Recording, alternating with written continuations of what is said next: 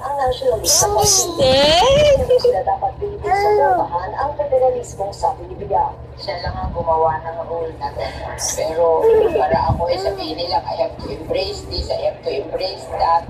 Hindi na mga panya na lang ako mag-isa.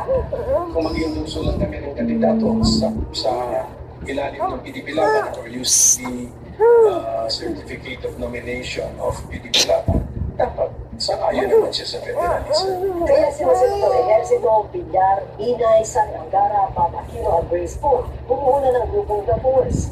Kinakausap na raw ng grupo si Davao City Mayor Sara Duterte na pinuno ng grupo ng pagbabago at ang sila ng senatorial candidate sa 2019. Bukas naman daw dito si Mayor Sara. Nag-usap kami ni Mayor Sara. Ang setup kasi niya, ang grupo is just a regional party. Sinasabi niya rin Sara, probably if it is possible,